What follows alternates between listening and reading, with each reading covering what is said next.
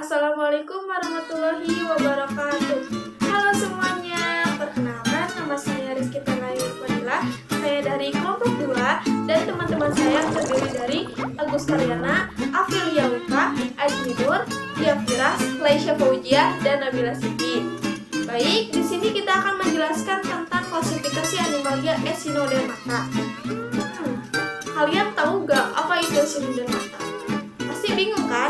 Kalau kalian bingung, mari kita bahas sama-sama. Teman-teman, kalian tahu gak sih Echinodermata itu apa? Nah, Echinodermata sendiri diambil dari bahasa Yunani, yaitu echinos yang berarti duri dan derma yang berarti kulit. Jadi bisa disimpulkan Echinodermata artinya hewan yang berduri. Untuk ciri-ciri atau karakteristik dari Echinodermata sendiri, yang pertama adalah tubuh bilateral simetri ketika larva dan radial simetri ketika dewasa. Kedua, habitat di pantai hingga dasar laut dengan kedalaman 6.000 meter. Ketiga, bersifat tripoplastik selomata. Keempat, ukuran tubuhnya bervariasi. Kelima, bentuk tubuh ada yang seperti bintang, bulat, pipi bundar, bulat memanjang, dan ada yang seperti tumbuhan. Keenam, tidak mempunyai kepala. Ketujuh, tubuhnya tersusun atas sumbu oral dan aboral. Kedelapan, daya regenerasi tinggi. Kesembilan, memiliki sistem saluran air atau sistem ambulakral dengan kaki tabung yang berfungsi merayap, berpegangan pada substrat dan memegang mangsa. Ke-10, sistem pencernaan lengkap, dimulai dari mulut, esofagus, lambung, usus, dan anus. 11, bernapas dengan insang kulit. 12, sistem saraf berupa cincin, saraf berbentuk segi 5 yang terletak di sekitaran mulut. Ke-13, reproduksi dengan cara aseksual dan seksual, dengan cara aseksual, dengan pembelahan, dan dengan cara seksual dengan pembuahan terjadi secara eksternal. Di sini aku bakal ngejelasin tentang atau nyebut-nyebutin struktur bintang laut. Nah, yang pertama struktur bintang laut itu yaitu ada madreporid, ada kanal radial, gonad, ampula, podium, anus, perut, lingkar, kanal pusat, kelenjar pencernaan. Itu adalah struktur bintang laut. Di sini aku bakal nyebutin sistem ambulakral. Nah, sistem ambulakral itu terdiri dari saluran batu, ampula, kaki tabung, saluran radial, sama cincin. Itu adalah sistem ambulakral. Klasifikasi Echinodermata: Asteroidea, binatang laut, Asterian, Astropecten, dan Lynchia sp. Ophiuroidea, binatang ular laut, Echinoidea, bulu babi, Crinoidea, lilia laut, Holoturoidea, mentimun laut. Nah, Asteroidea dikenal sebagai binatang laut karena bentuk tubuhnya seperti binatang pentamer dengan 5 buah lengan. Pada setiap ujung lengan terdapat alat sensor yang bentuknya menyerupai tentakel dengan bintik mata pada ujungnya. Permukaan tubuh terdapat duri-duri, papula, insang kulit, dan pedicellaria. Bintik mata mengandung pigmen merah peka terhadap cahaya. Lakukan ambulakral terbuka yang di dalam terdapat kaki tabung yang dilengkapi oleh suker penghisap. Reproduksi secara aseksual dan seksual. Secara aseksual dengan pembelah fisik yang diawali dengan penyekatan tubuh pada bagian pisin pusat. Kemudian tiap bagian tubuh memisah dan meregenerasi menjadi individu yang lengkap secara seksual dengan fertilasi eksternal. Klasifikasi yang kedua dari Echinodermata adalah Ophiuroidea yang memiliki ciri-ciri sebagai berikut. 1. Permukaan oral dan aboral jelas. 2. Memiliki 5 lengan ramping, halus atau berduri. 3. Tidak memiliki lekuk ambulakral. Keempat, tubuh pipih dengan diskus sentral segi 5 atau bulat. Kelima, tidak memiliki anus dan usus. Keenam, madreporid terdapat pada permukaan oral. Ketujuh, habitat di antara batu-batu karang di air laut. Kedelapan, sistem pernapasan menggunakan 5 pasang kantong udara kecil dan terletak di sekitar celah mulut. Nah, salah satu contoh dari hewan Ophiuroidea ini adalah Ophiura atau bintang ular laut.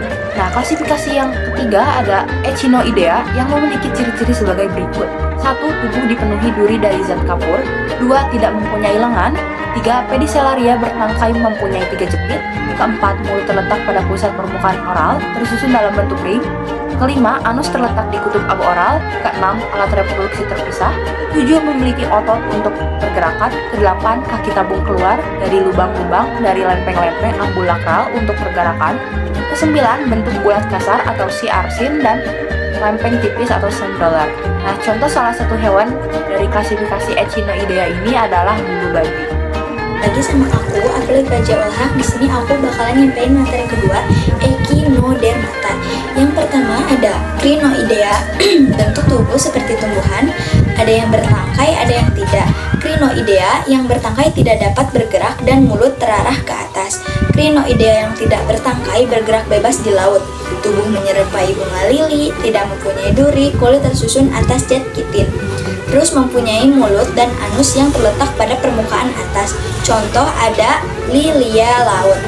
Yang kedua ada Holoturoidea, tubuh lunak simetri bilateral, bentuk memanjang seperti mentimun, mulut dikelilingi oleh tentakel, mulut terletak di bagian anterior dan anus di bagian posterior. Kemudian kaki tabung untuk pergerakan. Holoturoidea memiliki sistem saluran air lengkap, tetapi bukan air laut yang keluar masuk madreporid melainkan cairan rongga tubuh. Holoturoidea bernapas dengan alat pernapasan yang disebut pohon pernapasan dan seluruh permukaan tubuh. Holoturoidea aktif mencari makanan di malam hari berupa plankton dan sisa-sisa bahan organik. Contohnya Cucumaria sp dan Holoturia edulis. Nah, untuk peranan hewan Echinodermata ini dibagi menjadi dua bagian, yaitu peranan yang menguntungkan dan peranan yang merugikan. Nah, untuk peranan yang menguntungkan yaitu sebagai makanan. Contohnya telur landak laut dan krimin laut. Yang kedua, bisa dijadikan sebagai pembersih pantai. Kita tahu pantai mempunyai sampah ya. Nah, FYI, sampah pantai yang mengandung organik itu adalah si hewan Echinodermata ini. Jadi di sini bisa disimpulkan kita sama-sama menguntungkan. Pantai bersih, si hewan ini juga punya. Nah, untuk yang ketiga bisa digunakan sebagai hiasan, contohnya bintang laut. Kita bisa menemukan hiasan-hiasan tersebut di berbagai toko hiasan. Nah, untuk yang kedua, peranan yang merugikan dari hewan si Echinodermata ini yaitu bintang laut sering dianggap merugikan oleh budidaya tiram mutiara dan kerang laut karena hewan si Echinodermata ini dianggap sebagai predator hewan-hewan budidaya tersebut. Nah, yang kedua, bulu babi dan landak laut bisa sangat merugikan turis yang ingin menikmati olahraga air karena duri pada bulu babi dan landak laut yang beracun bisa menyebabkan kematian jika tidak ditangani dengan cepat. Nah, kalau kalian mau tahu kenapa bulu babi ini sangat berbahaya, saya akan jelaskan.